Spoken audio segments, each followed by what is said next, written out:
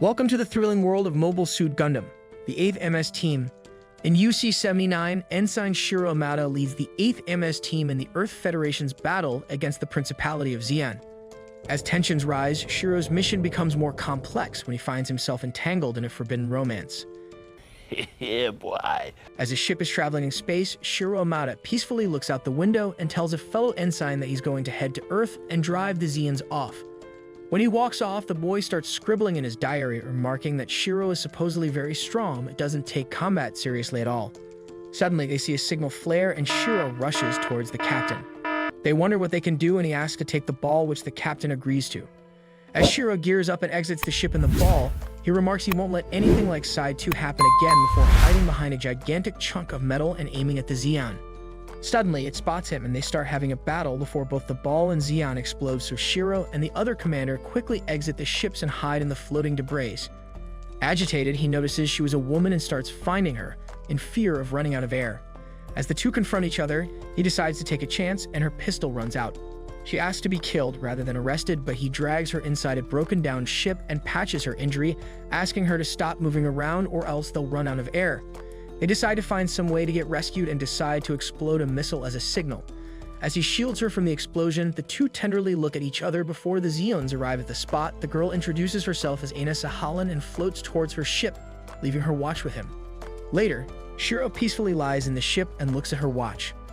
As Shiro, Colonel Sanders, and the other ensign are heading to their camp on Earth with Master Chief Karen, they go meet Battalion Commander Kojima, who explains that the Xi'ans have established a secret factory near their location, but their true objective remains unclear, which is why they have to break their final defense line that is approaching their location. They head to where the mobile suits are and Shiro appreciates the condition of his before they gear up. As they're about to move, he tells everyone to make sure to not die because their heroic acts will be meaningless if they end up losing their lives. They venture into the deep forest and locate two Zakas close to them. Shiro decides to rush in, but Karen tells him that his fighting style isn't suited for Earth yet. Regardless, rushes into the Zaku as Sanders successfully takes one out. As Shiro's mobile suit gets stuck, the others, unaware of this, return to the camp and wonder when he'll come back. The next morning, he gets out of the mobile suit, remarking he'll die of his own sweat before coming across a river and blissfully washing his face and dirtied body. As he's sitting on the riverbed, he suddenly sees a girl taking a bath near him. Oh my god! Meanwhile, Karen orders everyone that they're going back in, ignoring Sanders' remarks. The girl suddenly spots Shiro and fires at him with her gun, but he hurriedly runs away as she realizes he was a Fed. He encounters a Zaku and hurriedly gets back into his mobile suit before taking it down and later wearily returning to camp. As the squad is battling Xi'ans, they decide to retreat and wonder how they can get them. Shiro proposes that one of them should leave alone and sneak attack from the river while the others attack from the front. Karen questions who should be the one, to which he says he's already explored this past. Remembering the girl, she agrees to the idea, but tells him to be cautious of the guerrillas who might kidnap him.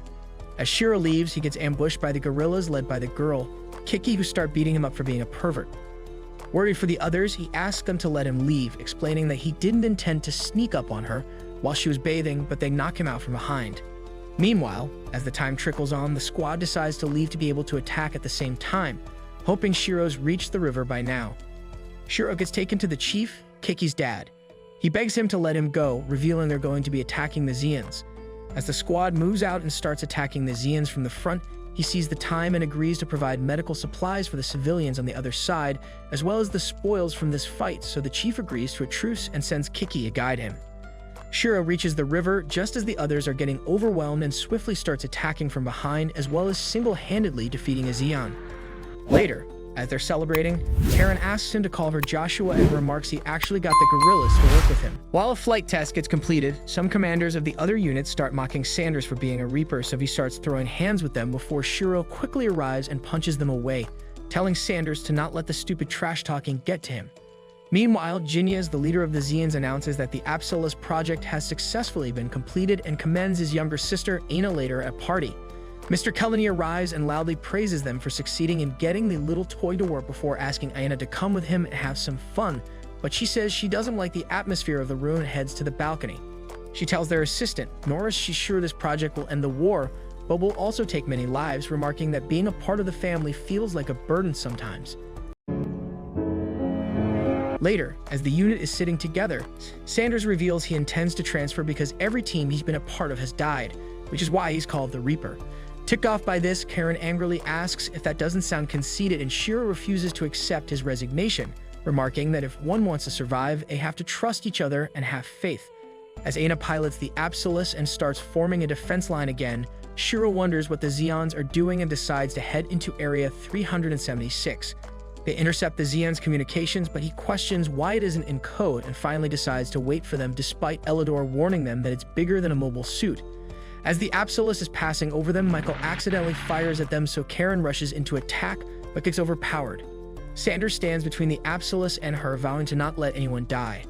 The unit manages to desperately overpower the Absolus and drive it away, as Shiro remarks they can break any jinx as long as they have faith. Michael and Elidor arrive at the camp to refresh supplies, and Lieutenant Nickard tells them they've got some mail, so Michael goes to check it out and hands Elidor a letter. Reading it, he happily starts celebrating and exclaims that his dream music debut is finally happening. He tells Michael to come with him so they can celebrate, and they ride to a village.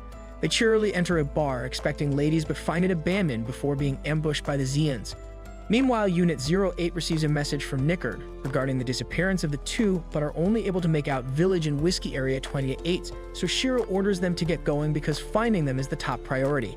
Meanwhile, Aina watches the villagers' state because of the Zeons and decides to leave as Elidor and Michael are brought to a commander. When asked about their objective, he unconvincingly says they intended to help the Zeons before the two are thrown into a cell. A woman, Maria, and a hooded figure help them by giving them 2 loaves of bread, and a while later, Unit 08 catches the hooded figure but find out that it's actually Kiki. Back in the cellar, Michael and Elidor start an argument which turns into a brawl, and the guard ignores them for a bit before rushing in to break it up, but he accidentally gets knocked out, seeing which the two quickly escape. They hurriedly get into a mobile suit, but Elidor gets injured and vows to return home and make his debut, taking an enemy out. They get rescued by Unit 08, and later, Karen patches Elidor up, who in his drunken state accidentally grabs her chest. Magic. Shiro tells Michael off for acting on his own, and Nickard takes Elidor away so that he can heal his injuries. Kiki confirms the intel she received about incidents happening nearby, so the unit heads towards an area suspected of being used by the Zeons for testing their equipment. As they're heading there, Shiro notices that the leg of his mobile suit isn't functioning properly and starts fixing it. He shouts at Michael to press the lever a little, but he distractingly presses it hard while reading a letter, causing the gears to start turning and start chewing up Shiro's shirt. Kiki hurriedly fixes it and tells Michael to pay more attention, after which they get ready to set up a trap for the Zeons. As they set up the traps, Michael slowly becomes overwhelmed by the amount of work he has to do since Elidor isn't present, and the attempt to catch the Zeons fails because of his mistakes, seeing which he depressingly apologizes. Later, Kiki brings Shiro some food and offers to mend his shirt. She takes it to Michael's mobile suit but starts reading Michael's letter from BB out of curiosity. He tries to take it back from her, but she teasingly runs off but stops when reading how BB expresses her worry over Michael with every letter she reads, wondering if it's the last one before Kiki gives it back to him apologetically. The next day, Michael angrily starts arguing with Shiro before Sanders steps in, saying he crossed the line and ordering him to go back later or the unit will just end up dead because of him. The next day, Michael apologizes for his behavior and they start fighting the Absolus before Shiro steps in to save him and gets blasted into the sky along with the Absolus as he recognizes Aina's voice in shock. As Shiro's mobile suit and the Absolus are rising into the air, he hurriedly tries to find out if it's really Aina and gets out of the suit, slowly scaling the Absolus before running into her. As they reunite, she hands him some screws to fix his suit and they try to safely land, but as they roughly hit the ground, Shiro manages to stop the Absolus just at the foot of the cliff, loudly declaring his love for her. She opens the hatch and is about to say something before the edge of the cliff suddenly gives way and Shiro's mobile suit falls down into the abyss. He manages to eject himself but is unable to move much. Later, she reaches the ground of the abyss and wakes him up, taking him to an ice castle she built. She bandages his hands before kissing him as an answer to what he said earlier. Later, Shiro uses the mobile suit's beam to melt the snow and form a small pool of warm water before asking if she wants a bath. Closing his eyes, he waits for her to get in before she suddenly thinks back to how she was before and says she doesn't want to be Genius's puppet anymore. Later, he questions why this war is happening and asks if they can't exist together so long as it's raging on. Norris and the other Zeons start flying over their heads, trying to rescue Aina. They relentlessly get attacked by the military, seeing which he questions why they have to always fight. She bids him goodbye and exposes herself, telling Norris that the Fed has been eliminated as they fly away. Shiro is getting interrogated about what happened with the enemy Zeon in suspicion of being a spy, while Genius questions Aina if there really isn't anything she has to tell him. When she denies any such thing happening, he shows her a zoomed-in picture of her shielding Shiro. Shiro tells the lieutenants that there are both good and bad people on both sides, people who can understand each other, which gives him hope. The lieutenants start laughing hearing this, and Genius smiles when Aina also says this. An official asks Shiro if he can really fire at the enemy without hesitation after this, to which he admits he doesn't know. Genius gets told by Mr. Kellenny that he's taking over his base. In answer to this, he starts firing at the screen and rounds the pistol at Aina, asking her to leave him alone.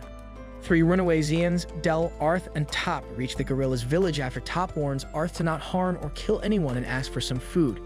Meanwhile, the 7th unit informs Sanders, Michael, and Karen that the guerrillas are being attacked, so they hurry over to Shiro and, after forging Kojima's signature, decide to go save them. Arriving at the village, they see Arch pick up Kiki with his mobile suit as she offers him food. Top aims her gun and threatens to kill him, so he lets go of Kiki in mid-air, seeing which the alarmed villagers start attacking. Shiro arrives and says he wants to save both parties. He swiftly disarms the 2 mobile suits, but Top and the guerrillas start attacking each other. Seeing this, Shiro despairingly remembers the question he was asked and fires at Top, killing her. Later, he depressingly says he couldn't even prove his own words, seeing the remaining guerrillas huddled at the river. The captain from before is asked if he's completely sure about clearing Unit 08. He answers it's good to have someone who knows the enemy, and he has an insurance plan as well. Shiro explains the plan to Unit 08 with Elidor now, who disbelievingly questions how Shiro fell in love with an enemy. As they're about to gear up, Sanders tries saying something but gets interrupted. The pilot calls Shiro a spy while they're leaving, but Sanders retorts, telling them he isn't crafty enough to be a spy. Shiro's mobile suit gets deployed, but he starts getting attacked by a Ga, so he confronts the Zeon's captain and orders him to avoid firing, so he reluctantly orders the troops to retreat. As Karen lands safely, she suddenly gets attacked by a Zaku that beheads her mobile suit. Elidor hurriedly rushes in and explains the direction of it to her, after which they're able to take it out. Meanwhile, the unit controlling the Ga return to land and ask Kellenny to let them attack again, which he agrees to, reminding them that he probably won't be able to provide resources. Shiro tells the unit they're changing the plan, explaining that he'll head in with Sanders while Karen will head to the rendezvous point. As they're going, Sanders discloses that he was ordered to spy on him by the captain before his mobile suit gets taken out by the unit armoring the Gas from before. Once that's done, their commander, Jorna Bus, asks Shiro why he let them go and questions if he'll attack them. Shiro angrily says he will for his friends and slashes off the Ga, but Bjorn sneakily manages to escape. Seeing this, he starts laughing. As Bjorn and the unit return to the cave, they head in with Kellenny, who says he's happy to see them. Suddenly, Janus seals off the cave, revealing he captured Kellenny's secretary, Cynthia, and sets off an explosion.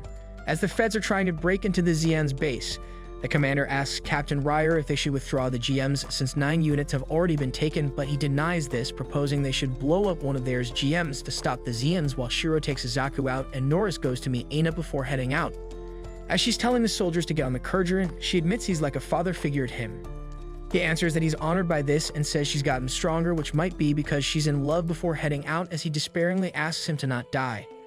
Elidor tells the unit that something's coming, and they encounter Norris, who swiftly starts taking them out one after another.